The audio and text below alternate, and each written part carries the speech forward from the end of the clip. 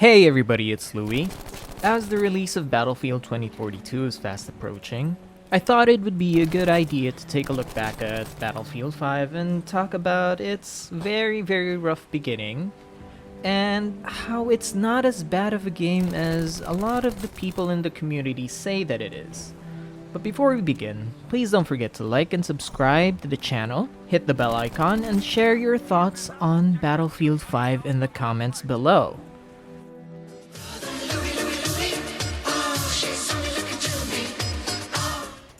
To get a better idea of how rough the beginning of Battlefield 5 was, let's go back to where it all began. The reveal trailer.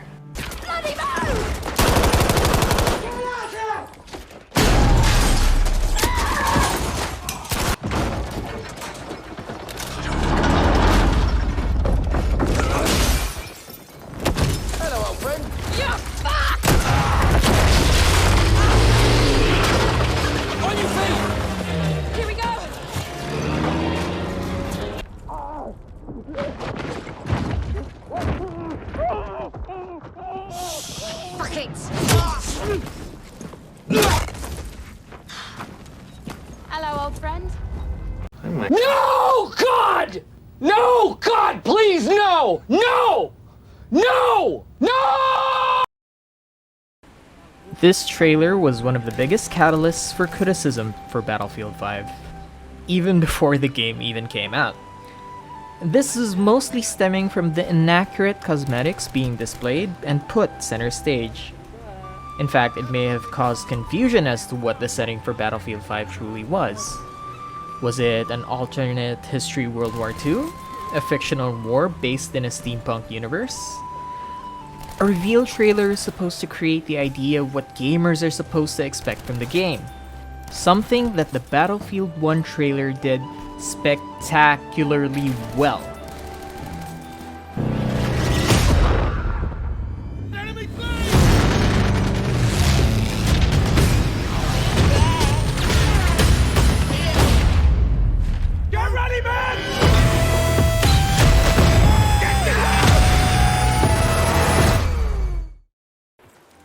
You immediately got a sense of the atmosphere you were going to experience, the massive scale of battles, and the reveal of the giant behemoth at the end of the trailer was enough to get you excited for what was to come. But after what DICE showed for the Battlefield 5 trailer reveal, it left a very sour taste in the mouths of a majority of the Battlefield fanbase.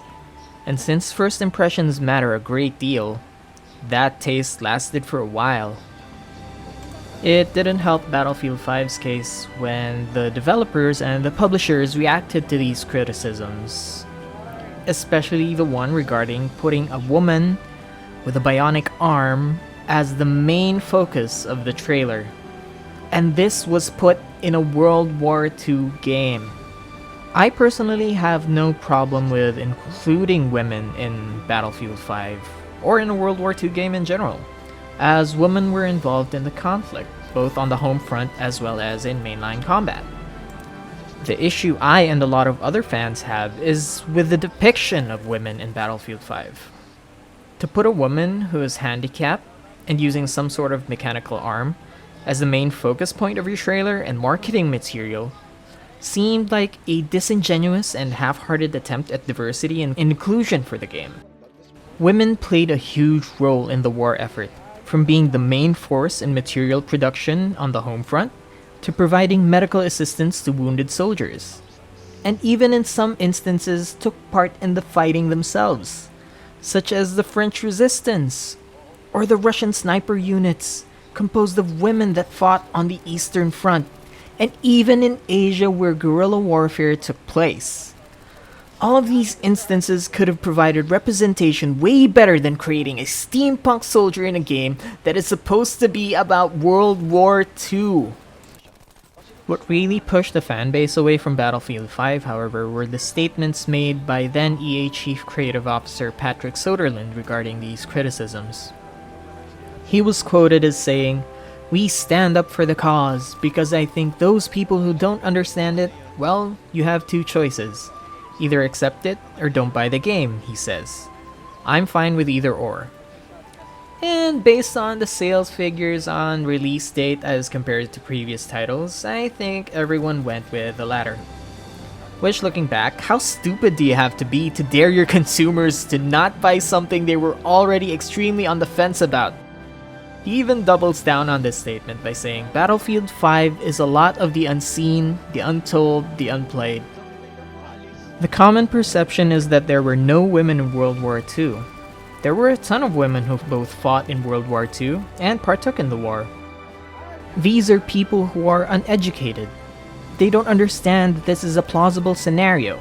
And listen, this is a game. Yeah, of course there were a ton of women who both partook and fought in the war, as I've mentioned before, but to call your fanbase uneducated because of your choice to incorrectly depict the impact women had on the war seems extremely hypocritical. He also says he stands by his word after talking to his daughter, saying that, "We felt like in today's world, I have a 13-year-old daughter, that when the trailer came out and she saw all the flack, she asked me, 'Dad, why is this happening?' She plays Fortnite and says, 'I can be a girl in Fortnite. Why are people so upset about this?' She looked at me and she couldn't understand it.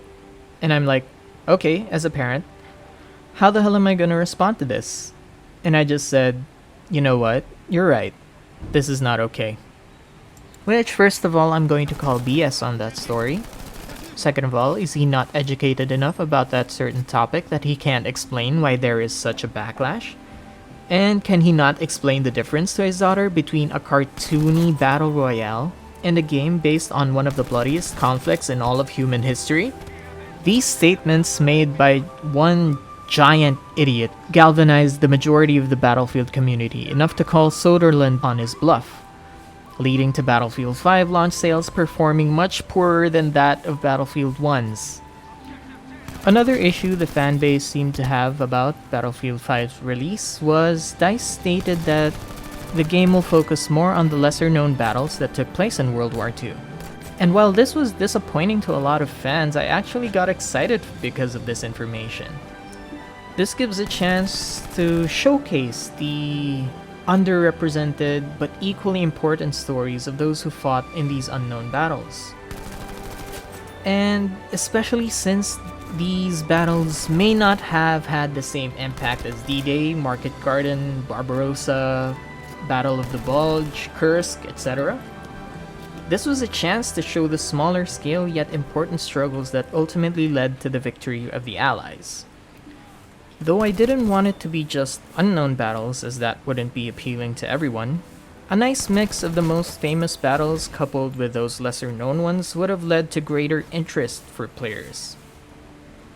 Now that the pre-launch controversy is out of the way, let's talk about the game and its content, or lack thereof. Let's start with the single-player campaign.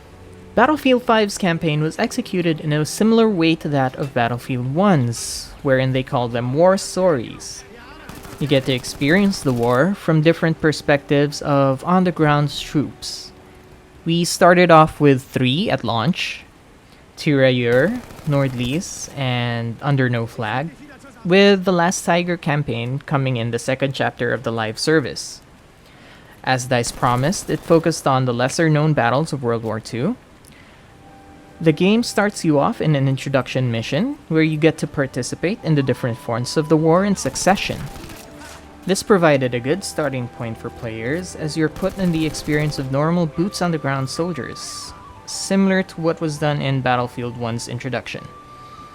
Then you went on to the main chapters, namely Tirailleur, where you play as a Senegalese rifleman in France; Nordlies, where you play as a teenage Norwegian partisan/commando; Under No Flag, where you play as an SVS recruit; and lastly, The Last Tiger, where you play as a German tank commander.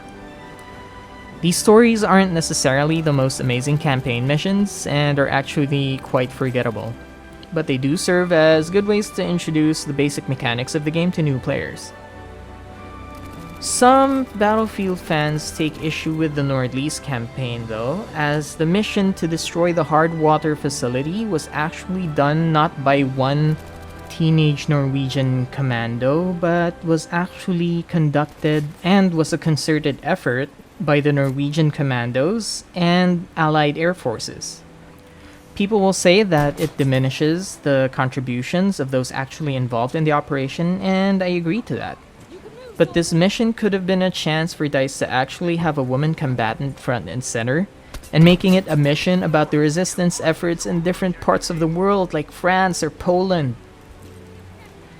The last Tiger mission actually provided a unique perspective as compared to other World War II games where you played as the quote-unquote bad guys of World War II, the Germans, and showed the war from their perspective as they were nearing their defeat. Up next, we're going to discuss the factions that were offered at launch, namely the only two factions that we had for a while, which were the British and the Germans. And for a World War II game that is supposed to explore more fronts and more battles, this is extremely disappointing. Compare that to Battlefield 1's factions at launch, which were the British, the Americans, the Germans, the Ottomans, and the Italians. 5 factions, and that's just at launch. The Russians and the French even came later as DLC. Battlefield 5 as of 2021 only has 4 factions, with the addition of the Americans and the Japanese later on. The entire fanbase was excited to see the Russians back in action for Battlefield 5, but they never came. This is also a good chance for DICE to showcase the lesser-known armies that also participated in World War II, but were never really properly represented in previous World War II games. This is a huge missed opportunity and something that still stings to a lot of Battlefield 5 fans. Let's move on to the multiplayer maps. We got 9 of them at launch, including Hamada, Aerodrome, Twisted Steel, Arras, Rotterdam, Devastation, Narvik, Fiel, and Panzerstorm right after launch. While this seemed like a small amount of maps to start Battlefield off with, this was due to the live service model that DICE decided to follow for Battlefield 5, wherein every few months we get a new chapter that includes new maps, new weapons, new vehicles, and in the case of the Pacific Front, a new theater altogether. When I first played Battlefield 5, I was actually really happy with the maps that we got. A lot of them were visually interesting, and the graphics, as always for Battlefield, is absolutely stunning. But then I realized that there was an issue with the maps that we got. And I think a lot of the Battlefield community would agree with me on this one. They didn't really feel like World War II. The only exception to this, of course, is the map Devastation, which was one of the few maps in the game's lifecycle that actually depicted the destruction that World War II caused. Now, what do I mean like they didn't feel like World War II? Let's check out one of my favorite maps in Battlefield 1, Amiens. You can actually see the destruction that has already occurred during the conflict, even while the setting is already that of an urban area. The destroyed train tracks, the buildings that have collapsed, it really felt like somewhere a huge battle took place. Comparing that to the map Rotterdam in Battlefield 5, while yes, there are parts of the map that are destroyed, it's mainly on the D flag though, it makes the map feel not very lived in. It doesn't feel like a huge battle is taking place here. It doesn't feel like this whole war is taking place in this one small location. However, I think DICE wanted the map to gradually change as the game goes on, wherein the buildings get destroyed because tanks are blasting through them, the roads get wrecked. But even with that, overall, the map doesn't really feel like it belongs in World War II. Fans, however, became hopeful after the unveiling of the Pacific Theater maps, which gave us both familiar and famous battles, and gave a sense of atmosphere that is more fitting to a World War II game. After that, though, we didn't really get any more maps that had the same feeling or atmosphere. Next, we have soldier customization. and this is where a lot of players got turned off completely by the game. The game at launch featured uniforms that were not only historically inaccurate, but seemed over the top for the setting, with players claiming that it broke their immersion in the game. While for myself, I didn't really feel like this was a big deal. I understand the frustrations that these players had felt, being excited to play as one of those frontline soldiers, as you usually do on Battlefield, instead of some mishmash fanfic semi-realistic combatant. Historically accurate uniforms eventually came to Battlefield 5, but it was too little too late for a lot of players. It seemed like DICE only really wanted to fix this problem after a lot of the players had already left. Gun options for Battlefield 5 were rather limited at launch, but DICE introduced the specialization tree for weapons and vehicles, which is something I really enjoyed. Instead of attachments affecting weapon performance, it was a separate customization tree where you can opt for your weapons to perform as you needed them to, depending on your playstyle. This made sense to me considering the era in which the game takes place in, and the multiple weapon attachments weren't really a thing back in World War II, so this was a nice substitute to that kind of system. DICE also made sure that the only things purchasable with real-life money was going to be cosmetics, which I appreciated a lot because all weapons were attainable by simply grinding for them, and it eliminated any pay-to-win viability. Now we'll talk about the Combined Arms mode, which was supposed to be a new take on PvE gameplay, where you can squad up with 3 other players and accomplish objective-based missions to earn rewards. This was a promising game mode at first, but DICE failed in this respect as well, as the missions turned out to be very repetitive, and the AI was very simple, offering little in the way of a challenging experience as well as replayability for the missions that they gave us. Aside from all these, DICE also failed to deliver other content it promised, such as the ability to drag teammates to safe spots for a revive, multiple cosmetic items that were supposed to come with pre-orders, and a lot of other things that DICE just failed to deliver. All of these compounded, and eventually it put off a lot of Battlefield veterans as well as new players from wanting to try out this game. And for me, that's a missed opportunity because I really like this game. And I'll explain why. After playing this game for the better part of 2 years, I can honestly say that I really like Battlefield 5, and I think it's a great game. First of all, I really like its gunplay. Guns feel satisfying to use, and while Battlefield 5 is notorious for its hit registration, when those bullets hit, they hit hard. Recoil patterns are learnable, and can be mastered the more you use your favorite weapon. Damage drop-off for weapons makes sense after what happened with the 5.2 update. The infamous 5.2 update for Battlefield 5 destroyed the TTK, and it honestly offered a worse experience for a lot of players. After the backlash, DICE decided to make some changes to this, and while not completely reverting back to the original TTK, they were still able to address a lot of the issues that came up with the 5.2 update. And with how I'm playing right now, I think it's fine where it is. It's a nice middle ground. Though sometimes it can be frustrating when you get the hit markers of 99 damage, and that one little hit marker could have got you the kill. But overall, I'm already happy with the way it is. Sniping feels so satisfying in Battlefield 5, and I feel I like it more than I did in Battlefield 1, even after that sweet spot mechanic. Headshots are so satisfying to hit, and bullet velocity is actually fast. As with any game, overpowered weapons tend to exist, especially at certain ranges, though it doesn't take away the viability of other weapons offered in the game. Weapons like the Model 37, the Type 2A, and the ZH.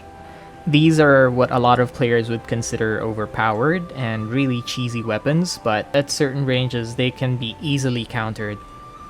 I also really like the movement mechanics for Battlefield 5, as mantling over waist-high objects became so much easier, and you can drop from greater heights and then parkour roll and not take any damage, or even ledge grabbing when falling from one story to the next. Animations of getting in and out of vehicles was something I appreciated, as it made players more cautious about getting in and out of vehicles, and it provided a sort of risk-reward system for when you have to go out of your vehicle and repair. The addition of the squad call-in mechanic for Battlefield 5 was a great addition to the game in my opinion.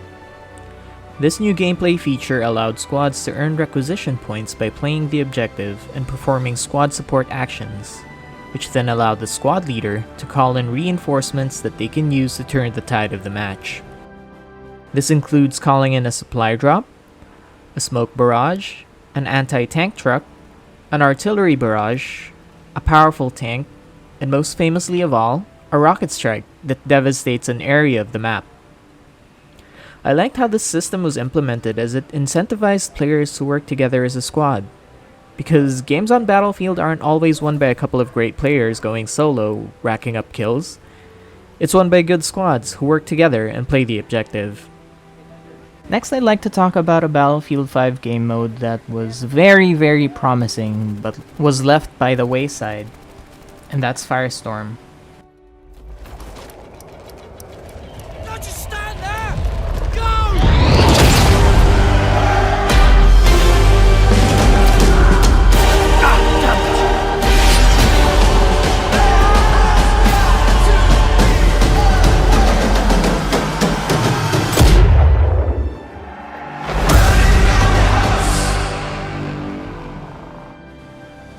Now hear me out on this. Firestorm was actually a very promising battle royale game mode, and the time I spent playing it was actually really enjoyable for me, back when it was still populated. It carried over the main game's gunplay and destruction, and the map itself, called Halvoy, was a good mix of urban and forested area, and provided a really good combat ground.